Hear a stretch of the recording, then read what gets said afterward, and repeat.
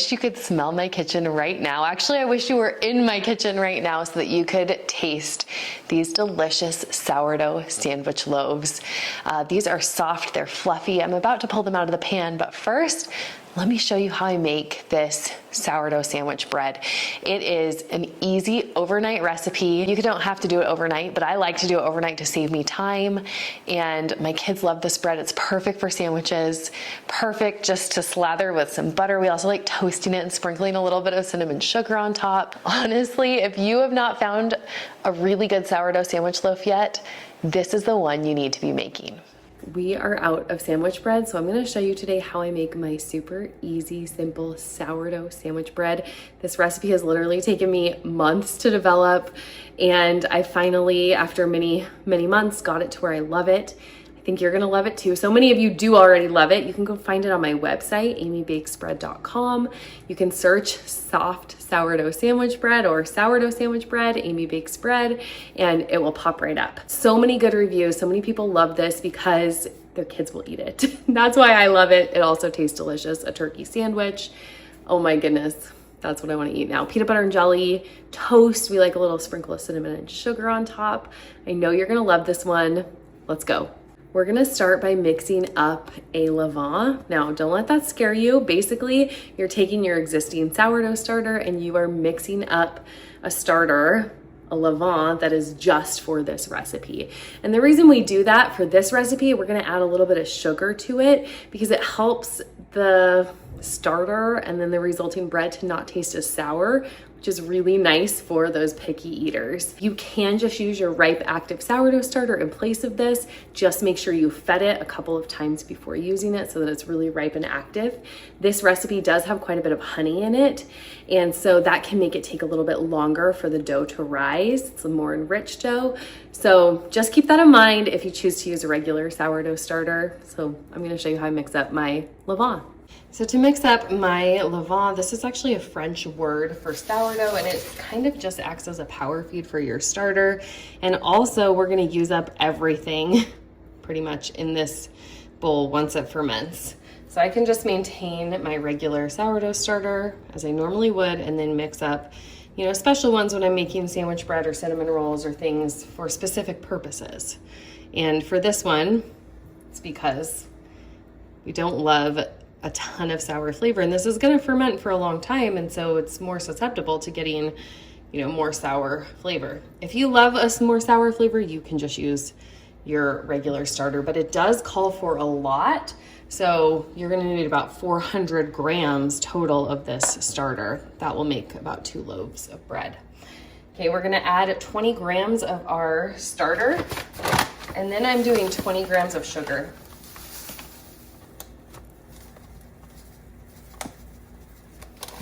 Then we're doing 200 grams of water. That you do not need to use purified water. Sink water works great, but we're on a boiled water notice right now. So I'm using this purified water. So either one works, but I typically use my tap water from the sink. We had a water main break. So we have like another couple days or something, we've got to use bottled water. So I just kind of like to mix that up together. Tare my scale again. I'm going to add in 200 grams of flour. You can use an all-purpose or bread flour here. Either one will work fine. If you go a little bit over, that's okay. We're just going to mix this up. It's just the similar process as feeding a sourdough starter, but I'm keeping my sourdough starter separate so that I can pull from that to make this levain, which is specific to my sandwich loaves. Okay, I got this all nicely mixed. I'm gonna set this in a warm place and let it rise all day long. And then tonight, it's going to be doubled in size, bubbly, active, ready for me to go so I can mix up my sandwich bread tonight. Just gonna cover it up, put it in a warm place. I'm gonna probably put it in my bread proofer because it's a little bit cold outside, but if you find a warm appliance, you could even use your oven with the light turned on, just somewhere around 78, 80 degrees.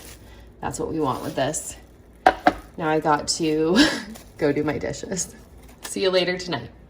All right, it is later tonight, 9-ish. And look at my levain. Oh, that's bubbly. I'm gonna show you. Look how bubbly that is. Active, ready to go for my sandwich bread. So I used my bread proofer. I love this bread proofer just to keep my dough at a consistent temperature. I'm actually gonna proof my loaves in here overnight as well.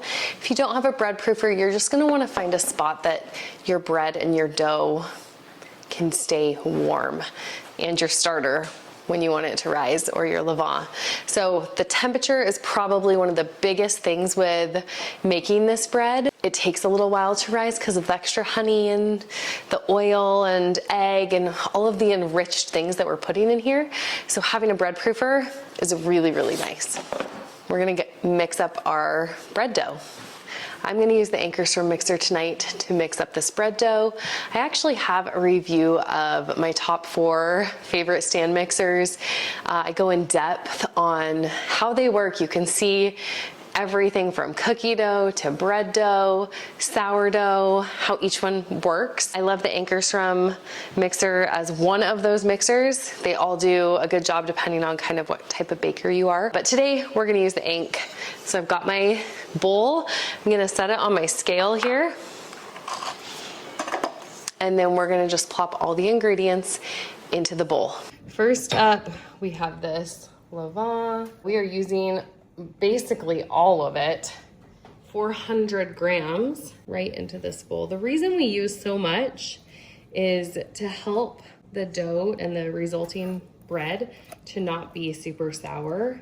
So a larger amount of levain or starter helps with that. So we've basically used up almost this entire cup. So all this has been added in. Now we're gonna add in our water.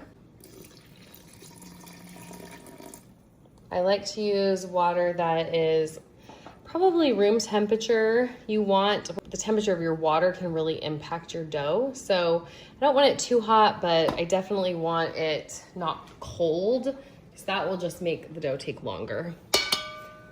1 egg. If you have an egg allergy or something, you could leave the egg out. Then we're gonna do some coconut oil. I feel like this is the key.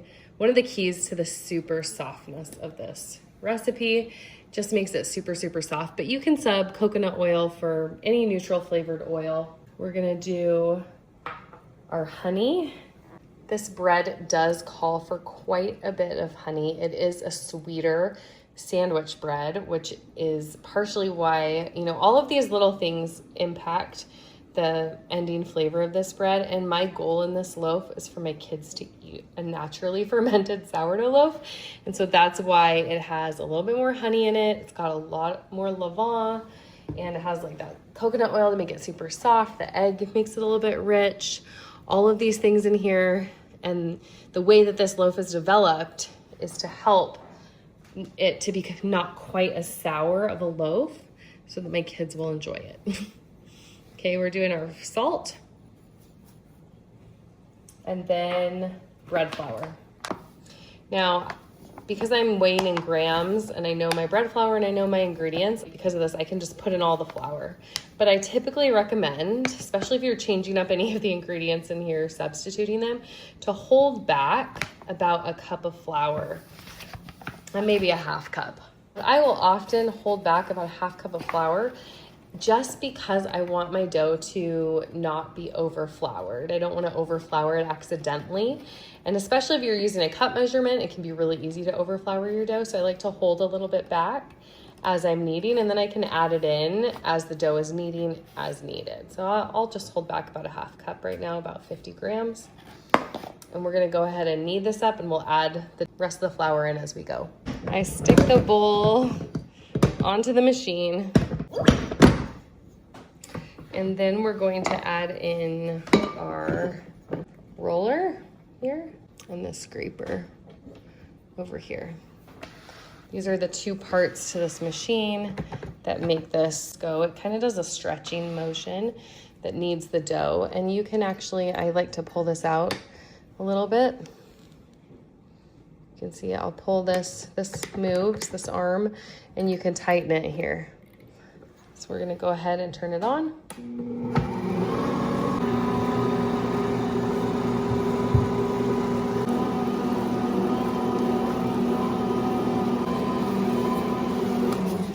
I forgot to mention too that I added the coconut oil in whole.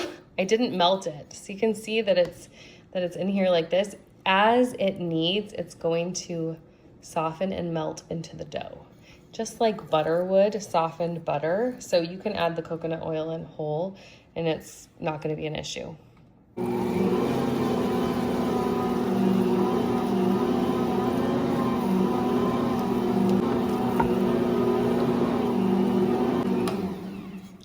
Feel this dough. It may be okay. I'm gonna let it keep kneading before I add in my extra flour. I do think it does need that extra little bit of flour. See how it's kind of sticking to my fingers?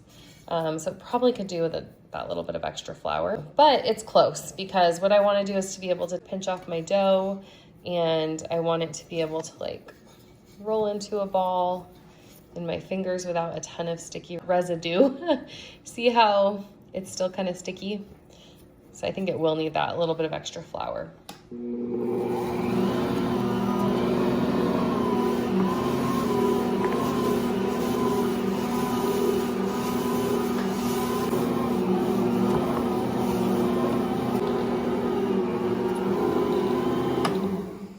Let's look at this dough.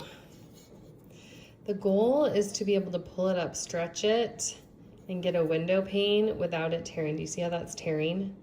So it's probably been kneading for about 5 minutes and it needs more time because it's tearing. So we want to try to get it where we can see through there, kind of like so. We're getting close, but no tearing.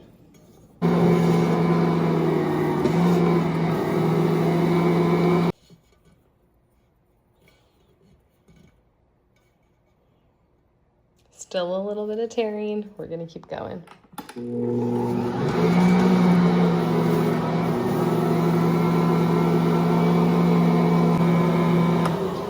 I'm pausing this to say if you have a KitchenAid mixer, you may need to stop this process before you reach the window pane because those mixers just are not meant to mix for quite as long periods of time. And you will still get a good loaf of bread if you don't reach that window pane stage. It's just that the window pane really shows that like your gluten is developed well and it will rise a little bit higher, taller, chewier, fluffier crumb. But don't burn out your KitchenAid motor on this bread, please.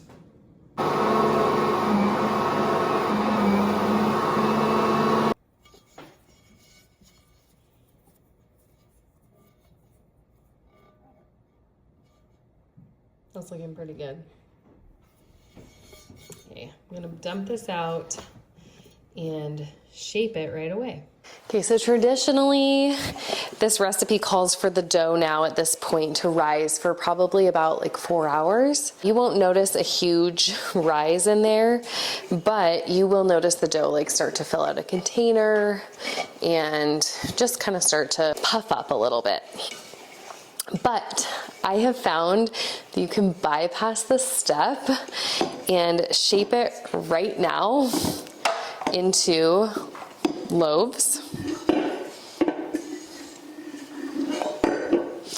And then I'm just gonna let it rise all night long. I'm gonna come check on it tomorrow morning, and it may need to rise another couple of hours in the morning as well until it has doubled in size, is puffy. You can basically get away with only doing that kind of one rise in this way, which makes this bread so easy and still light, fluffy, and delicious. So I've got my dough here.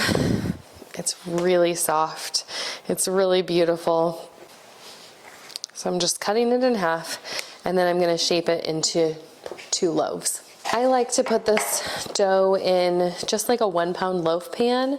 I love these USA pans. If you're using like a really non-stick pan, you may not need to grease it at all, but sometimes I like to put a little cooking spray, or if I know that my loaves have kind of sticky edges at times, this is kind of my trouble spots, just right in the corners there, I will just grease it with a little bit of butter. take my softened butter and I just go right there on the edges all the way up. And I kind of go in the edge right here. I'm just going all the way around in my pan, lightly greasing it. You could also add a little bit of sprinkle of flour in here if you really wanted to, if you like had a lot of issues with your pan sticking. But I just find that this helps a little bit for the loaf to release from your pan if you are not using a nonstick pan. Now these are a little bit older USA pans, so sometimes I get a little sticky corner, and that's why I'm doing this today. You could also put some parchment paper in the bottom if you wanted to. So just a couple options. All right, we get our dough out, and I like to use my pan as a guide. So I'm just gonna put my dough here and I just pat it out with my fingers. And then I don't want the dough to go further than these edges of the pan. As I roll it up, it's going to get larger.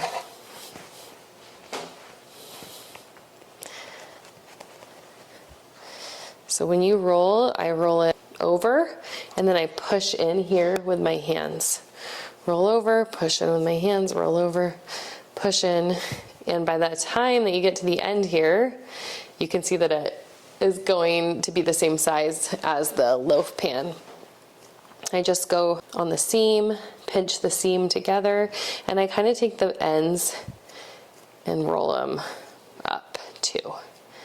Then I flip it over and stick it in my loaf pan, just like this. Okay, we're gonna do our last loaf here. So you can see from this side, this angle, you want to kind of line it up here with the pan. And then I just come in, push it down with my fingers. And if I get to this point, often I'll take this part and I'll pull it over and squeeze together with my fingers. And then just pinch the seam and roll the edges in. This helps provide the structure for the loaf, and keeps it nice and together. Into the pan it goes. I now have these two beautiful loaves. I'm gonna pop them in my bread proofer overnight, and we'll come back to them in the morning. I turned my bread proofer on. I'm actually gonna turn it to 80 degrees tonight, and then I take some water and I'm pouring it in here. That way, if I have water in here, I don't have to cover my loaf pans. If you don't have a humid environment, you will want to cover the loaf pans. And in they go. I think these are gonna probably take somewhere between 10 to 12 hours to double in size, but we will see tomorrow morning. Okay, it's the next morning. It's probably about 9 a.m. So these have been in here for maybe 11 hours. Look at how much they've risen. Probably put a little extra dough in this one, or it could be that this one was on the edge, so it wasn't getting quite as warm as the one in the middle. So this one maybe could rise a little bit longer, but see that indentation is still kind of there. I'm gonna bake it up anyway. If you push in on the edge, you can see how it starts to kind of fill back out a little bit, but you can still see a little bit of an indentation. That's telling me that this is proofed and ready to bake. Let me try it with this guy. I push in on the edge. It springs back, but it doesn't spring back all the way. If it sprang back all the way, then I would know, oh, it has more, time that it needs to rise. This is called the poke test. If the indentation stays completely indented, it's overproofed. So I'm gonna go ahead and bake these. I've got my oven preheated to 350 degrees. We're gonna have fresh sandwich bread, and all of the work was done literally overnight. I stuck these in the oven, 350 degrees, and we're gonna let these bake for about 40 minutes. All right, oh, gorgeous, golden loaves. Let's check them. I like to use my thermometer just to double check the temperature. Yep, I want it to be at least 190 because this is an enriched dough. That's perfect. We're gonna pull them out, slather some butter on the top. I cannot wait to slice into these. Look at that gorgeous loaf of bread. Gonna let these cool in the pan for a minute. and then we will pull them out of the pan.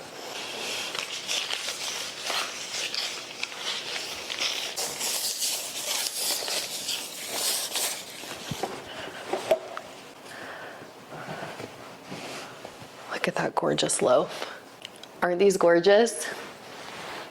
2 beautiful sourdough sandwich loaves. We're gonna let them cool completely, or at least most of the way, before I slice them up and show you the crumb. You want to let them cool because it lets the bread kind of set, the steam will go away, and it makes the crumb set. If you cut into them now, you could kind of cut a heel off it, you may be okay. But if you cut into them now when they're hot, it will smush the bread down and you can kind of get a gummy loaf, which we don't want to have happen when we pulled this gorgeous bread out of the oven. Here we go. Ready to slice into our sandwich bread. It is so soft.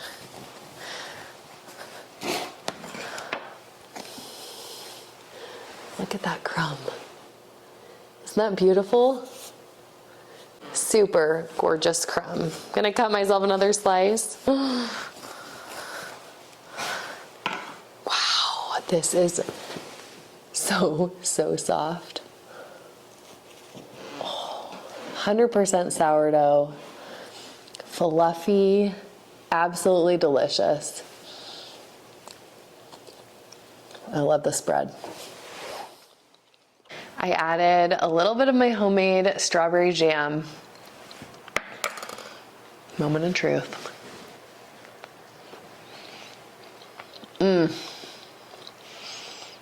Your whole family is gonna love this bread. This loaf, not super sour at all, maybe a very hint of sour flavor, naturally leavened, 100% sourdough, absolutely delicious, soft, fluffy. My kids love it, your whole family is gonna love it. And it's so easy too. Enjoy.